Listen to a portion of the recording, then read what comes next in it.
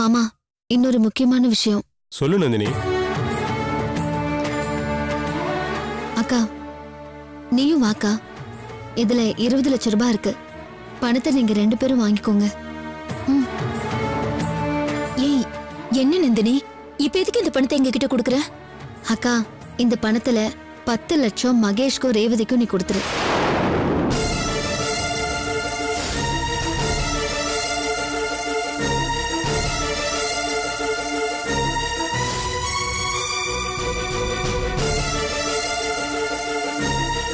நந்தினி, இந்த பணத்தை எடுத்துட்டு வந்து எதுக்கு எங்களுக்கு பிரிச்சு கொடுக்குற?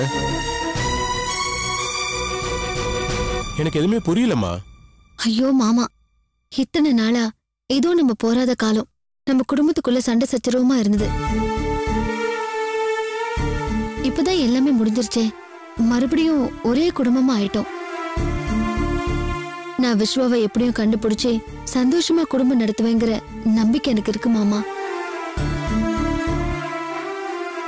அதே மாதிரி நீங்களும் சொந்தமா தொழில் தொடங்கி உங்க குடும்பமும் சந்தோஷமா இருக்கணும். இனிமே நீங்க யார்கிட்டயும் போய் வேலை கேட்க வேண்டாம் மாமா. அண்ணி, எனக்கும் அண்ணனுக்கும் வேலை இல்ல. நாங்க ஏதாவது வேலை தேடிக்கிறோம். உங்ககிட்ட இருக்கிற பணத்தை எங்களுக்கு பிரிச்சு கொடுக்க நினைக்கிறீங்களே? இல்ல நீ, எங்களுக்கு இந்த பணம் வேண்டாம். நந்தினி, நீ ஆசைப்படுற மாதிரியே நாங்க சொந்தமா தொழில் பண்றதாவே இருக்கட்டும். அதை நீ விஸ்வாவை கூட்டிட்டு வந்ததுக்கு அப்புறமாவே நாம எல்லாருமே சேர்ந்து பிசினஸ் பண்ணுவோம். முதல்ல நீ இந்த பணத்தை கொண்டு போய் பீரோல வச்சுட்டு பெங்களூர் கிளம்புற வேலையை பாரு. ஆமா நந்தினி, எந்த பிசினஸா இருந்தாலும் அது விஸ்வா வந்ததுக்கு அப்புறம் பாத்துக்கலாம். அக்கா, வீட்டுல சும்மா பீரோல தூங்கிட்டு இருக்கிற பணம் அது உங்க 2 பேருக்கும் உதவுமேங்கிற நல்ல எண்ணத்துலதான் நான் இதை கொண்டு வந்து கொடுக்கறேன். வேண்டான்னு தட்டி கழிச்சிங்கன்னா என் மனசு ரொம்ப வேதனைப்படும்க்கா. தயவு செஞ்சு வாங்கிக்கோங்கக்கா, பிளீஸ்க்கா.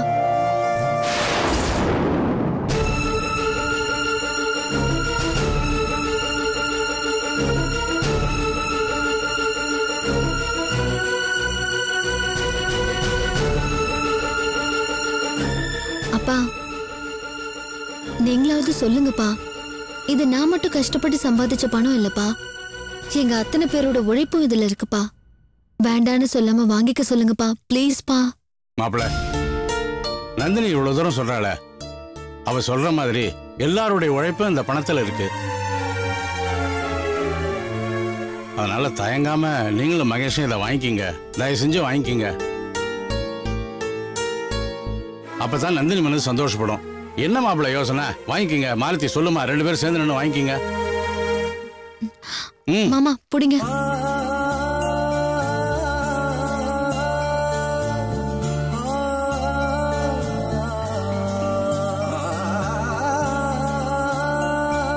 ரேவதி, அன்னைக்கு நீ சொந்தமா தொழில் பண்ணும் தானே அப்பா கிட்ட 1 லட்சம் ரூபாய் கேட்டு வாங்கின.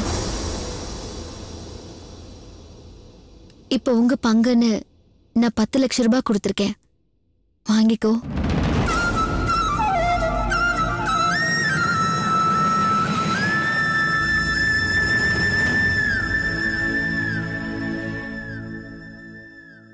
அப்புறம் இன்னொரு விஷயம் ரேவதி, நாமெல்லாம் ஒன்னா இருக்கும்போது உன் மனசு கஷ்டப்படுற மாதிரி நான் சில விஷயங்கள் செஞ்சிருக்கலாம். அதெல்லாம் மனசுல வச்சுக்கிட்டு என் மேல ஏதாவது கோவம் இருந்தா என்ன மன்னிச்சிருமா? ஐயோ அண்ணி, அங்க நடந்த விஷயம் எல்லாத்தையும் அவ எப்பயும் மறந்துட்டா. உங்க மேல அவளுக்கு எந்த கோவமும் கிடையாது. சொல்லு ரேவதி, அண்ணி கேக்குறாங்கல்ல. அதுல எந்த கோவமும் என் மனசுல இல்ல. இப்பதான் என் மனசு ரொம்ப சந்தோஷமா இருக்கு. இந்த சந்தோஷத்தோடய நான் போனேன்னா நிச்சயம் விஸ்வா எனக்கு கிடைச்சிருவாரு. உன்னோட நல்ல மனசுக்கு மாப்பிள்ள சீக்கிரமாவே கிடைச்சிருவாருமா. நீ அவர் கூட சந்தோஷமா வாழத்தான் போற. அந்த நம்பிக்கை எங்க எல்லாருக்கும் இருக்குமா.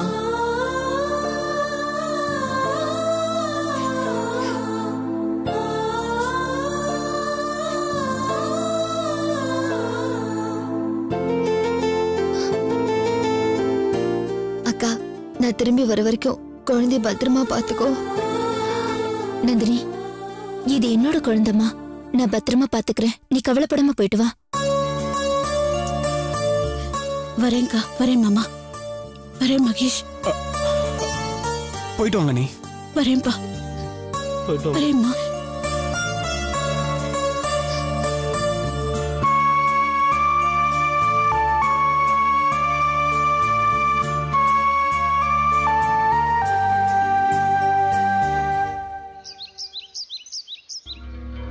As a friend, உன்னோட ஃபியூச்சர் லைஃப்ல எந்த சிக்கலும் வரக்கூடாதுன்றதுக்காக தான் சொல்றேன். விஸ்வாவுக்கும் உனக்கும் முறைப்படி கல்யாணம் நடக்கணும். அதுக்கு நீ விஸ்வாவை சம்மதிக்க வைக்கணும். முடியாதுன்னு மட்டும் சொல்லிடாத. முறைப்படினா என்ன முறைப்படி? எனக்கு புரியல. விஸ்வா உன் கழுத்துல தாலி கட்டி உன்னை அவரோட வைஃபா ஏத்துக்கணும். அது எப்படி முடியும்? வீட்ல இருக்கிற எல்லாரும் எனக்கும் விஸ்வாவுக்கும் ஏற்கனவே கல்யாணம் ஆயிடுச்சுன்னு நம்பிட்டு இருக்காங்க. இப்ப திடீர்னு எங்க 2 பேருக்கும் தாலி கட்டி கல்யாணம் நடக்க போகுதுன்னு சொன்னா என்ன நினைப்பாங்க? உங்க வீட்ல இருக்கிறவங்களுக்காக நான் உங்க 2 பேரையும் கல்யாணம் பண்ணிக்கணும்னு சொல்லல. விஸ்வா உன்னை மனப்பூர்வமா ஏத்துக்கணுங்கிறதுக்காக தான் சொல்றேன். ஏதாவது ஒரு கோவில்ல விஸ்வா உன் கழுத்துல தாலி கட்டி உன்னை அவரோட வைஃபா ஏத்துக்கும் போது நான் மட்டும் இருந்தா போதும். வேற யாருக்கும் தெரியணும்னு அவசியம் இல்ல. நீ சொல்ற லாஜிக் எனக்கு சுத்தமா புரியவே இல்ல. எங்க 2 பேருக்கும் தாமதியம் நடந்துருச்சுன்னு நான் உன்கிட்ட சொல்லிட்டேன். அவரு என் நெத்தியில குங்குமம் வச்சு விட்டதையும் நான் சொல்லிட்டேன். இதுக்கு மேல அவர் மனப்பூர்வமா என்னை ஏத்துக்கிறதுக்கு வேற என்ன வேணும்? தாலி வேணும். அதுதான் இருக்கே. இது விஸ்வாவுக்கும் தெரியும். உன் கழுத்துல தொங்குறது உனக்கு நீயே கட்டிக்கிட்டு தாலி. விஸ்வா கட்டின தாலி இல்ல, விஸ்வா கட்டணும். அதுக்கு நான் சாட்சியா இருக்கணும். தயவு செஞ்சு இந்த விஷயத்தை தள்ளி போடணும்னு நினைக்காத. இப்பவே போய் விஸ்வா கிட்ட ஒரு முக்கியமான விஷயம் பேச வேண்டியிருக்குன்னு கோவிலுக்கு போலாம் வாங்கன்னு கூப்பிடு. நம்ம 3 பேரும் கோவிலுக்கு போலாம். கோவில்ல வச்சு விஸ்வா கிட்ட இத பக்குவமா எடுத்து சொல்லி சம்மதத்தை வாங்கு. அப்புறம் அங்கேயே ஒரு தாலி கயிறை வாங்கி அவர் கையில கொடுத்து கட்ட வச்சிடலாம். என்ன சொல்ற?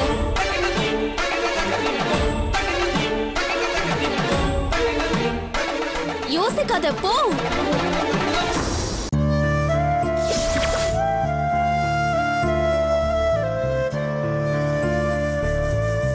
என்ன விஸ்வா, ரெடி ஆயிட்டு உட்காந்துட்டு இருக்கீங்க? நீங்க கேட்ட ஃபைல்லாம் எடுத்துட்டு போய் கார்ல வச்சுட்டேன். இன்னும் கிளம்பல? சீக்கிரம் கிளம்புங்க. இல்ல நான் வரல. இப்படி விட்டு விட்டு துண்டு துண்டா பேசினா எப்படி? என்ன மாதிரி மனசுல இருக்கிறத பட்டுன்னு போட்டு உடைச்சிருங்க. நான் கொஞ்சம் டிஸ்டர்ப்டா இருக்கேன் சார். இன்னைக்கு விட்டுருங்களேன் ப்ளீஸ். நீங்க போய் நினைச்சேன் நீங்க காலையில தலைக்கீழா பேப்பர் படிக்கும் போதே உங்களை யாரோ டிஸ்டர்ப் பண்ணிருக்காங்கன்னு நினைச்சேன். யார் அது?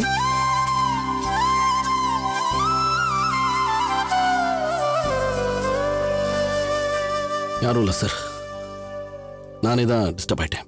ஓஹோ, எதுக்காகவும் உங்களை நீங்களே டிஸ்டர்ப் பண்ணிக்கிட்டீங்க. am I right? சார் கொஞ்சம் விடுறீங்களா? நான் தான் டிஸ்டர்ப்டா இருக்கேன்னு சொல்றேன்ல. இன்னைக்கு ஒரு நாள் நீங்க பாத்துக்கங்க சார் ஆபீஸ. அப்படியே நாங்க ஆபீஸ் கிளம்புங்க, டைம் ஆயிடுச்சு. விஸ்வாவை நாங்க கோவில் கூட்டிட்டு போயிட்டு வந்துடுறோம். கோயிலுக்கா? ஏன், என்ன விசேஷம் இன்னைக்கு? என்ன தம்பி, கோவிலுக்கு நீங்க 2 பேர் இளம் தம்பதியா போறதே விசேஷம். இத போய் என்ன விசேஷம்னு கேக்குறீங்களே? விஸ்வா, உங்ககிட்ட கோவில்ல வச்சு ஒரு முக்கியமான விஷயம் பேச வேண்டியிருக்கு. வாங்க போலாம். அதுக்கு அது கோயில் இங்கே பேசலாமே. எல்லாரையும் கூப்பிடு, we'll sit for a discussion, பேசுவோம். தம்பி ஆபீஸ்லயே இருந்து வீட்டை கூட ஆபீஸ் மாதிரியே பாக்குது. எக்ஸ்கியூஸ் மீ விஸ்வா, அகிலா சொல்ல போற முக்கியமான விஷயம் என்னோட பர்சனல் சம்பந்தப்பட்ட விஷயம். அதை எல்லாரையும் கூப்பிட்டு வச்சு டிஸ்கஸ் பண்ண முடியாது. தம்பி, அந்த பொண்ணு சொல்றது கரெக்ட் தானே? அது எப்படி இங்க உட்கார்ந்து டிஸ்கஸ் பண்ண முடியும்? கோவில்ல பண்ணாதான் மங்களகரமா முடியும். என்னவா நான் சொல்றது? You are absolutely correct, uncle. அப்புறம் என்ன, அப்பவே சொல்லிடுச்சு, கிளம்புங்க. ப்ளீஸ் விஸ்வா.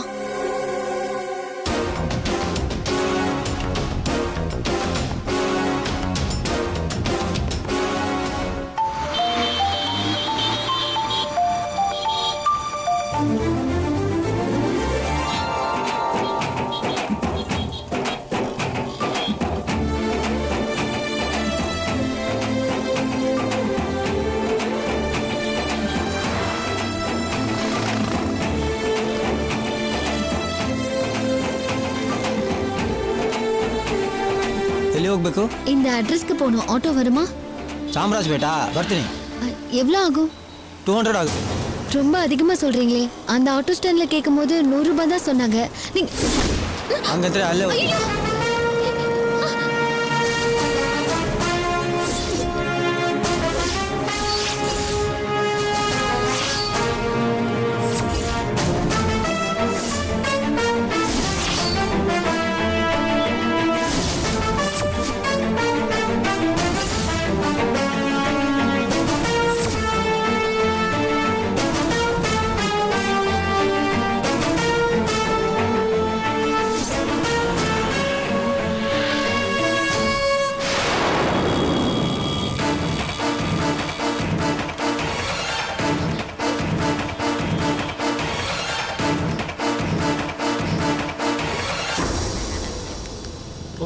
ಬನ್ರಿ ಕೂತ್ಕೊಳ್ಳಿ.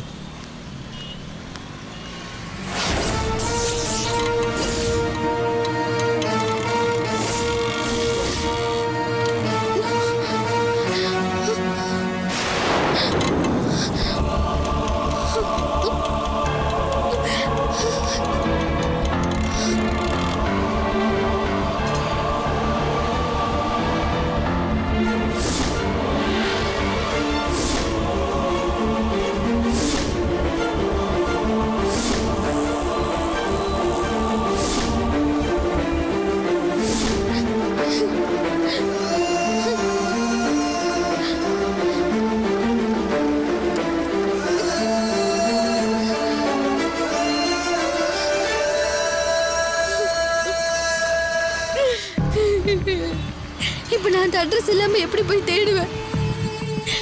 கையில பணமும் இல்ல, எல்லாமே போயிடுச்சு. கடவுளே, எனக்கு ஏன் இப்படி ஒரு நிலைமை வரணும்? ஐயோ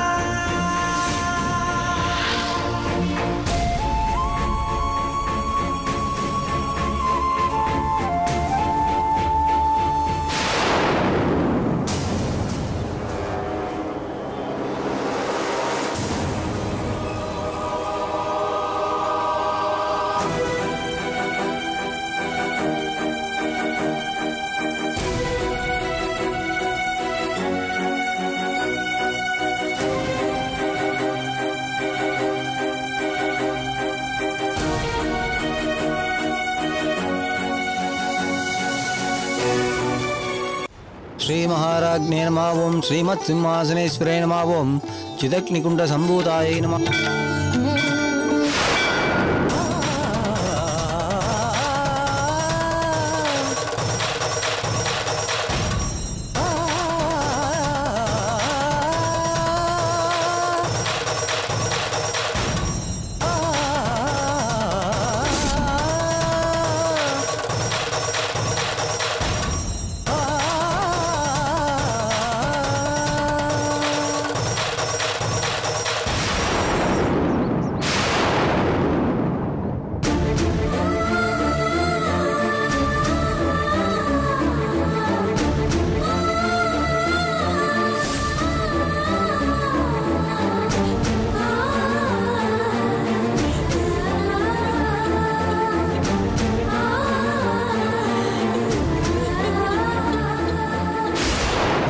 प्रभापूर्ण मध्य ब्रह्मांड मंडलाय नमः ओम चंपका शोक पुन्नाग सौगंधी कलशत्वजाय नमः ओम गुरुविंद मणिश्रेणी कनक कोटीर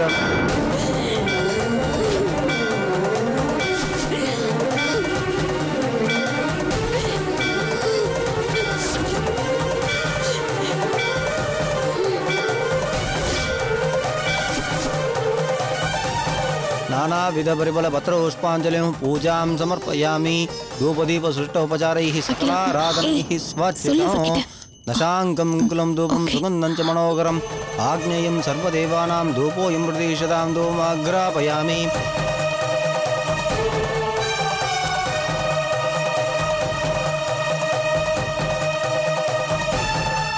सर्वमङ्गलमाङ्गल्ये शिवे सर्वार्थसाधके शरण्ये त्र्यम्बिके गौरी नारायणि नमोऽस्तुते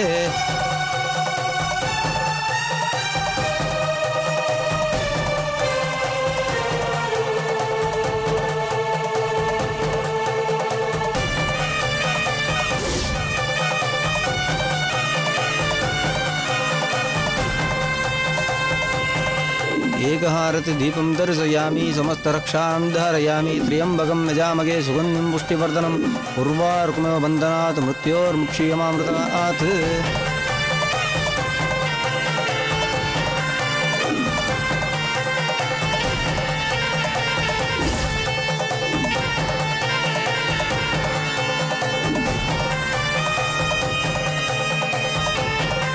श्रीर्वक्षसमार्क्षवारोजमाविधाज्यो भवानं वहीयते धान्यं धनं वसुं बहुपुत्रलाभं सदसंवत्सरं दीर्घमायुः दीर्घायुरस्तु मे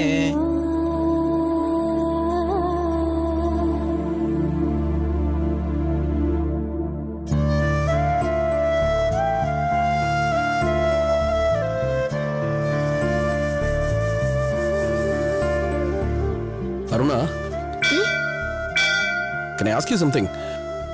பர்சனலாக ஏதோ பேசணும்னு சொல்லி கூப்பிட்டீங்க வீட்டில், நானும் எதுவும் கேட்காமலே வந்துட்டேன். எனக்கு ஒரு விஷயம் புரியல. அகிலா உங்கள் பெஸ்ட் ஃப்ரெண்ட், உங்களுக்கு பர்சனலாக ஏதாவது பேசணும்னா அகிலா கிட்டே பேசலாம். இதில் நான் என்ன பண்ணுறேன்னு எனக்கு தெரியல. கவலையே படாதீங்க, என்னுடைய பர்சனல் மேட்டரை என்னைக்குமே நான் உங்ககிட்ட கொண்டு வரவே மாட்டேன்.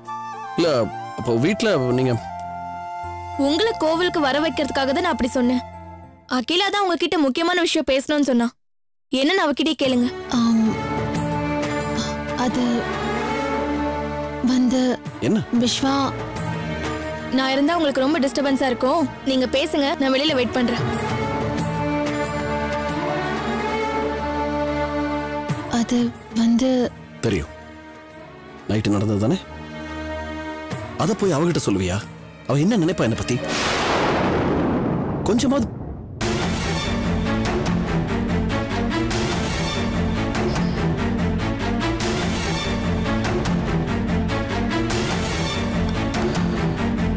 பாரு, சத்தியமா சொல்றேன், என் மனசு அறிஞ்ச அந்த காரியத்தை நான் பண்ணல.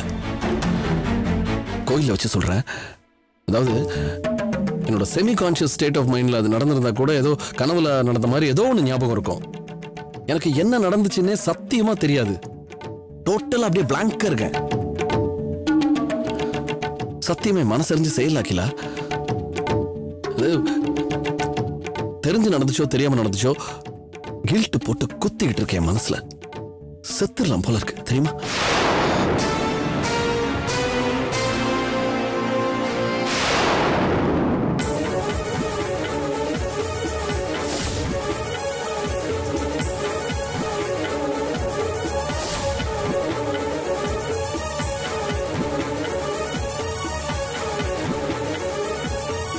இவங்க இதுக்கு இங்க வந்திருக்காங்க, கையில பெட்டி வர வச்சிருக்காங்க.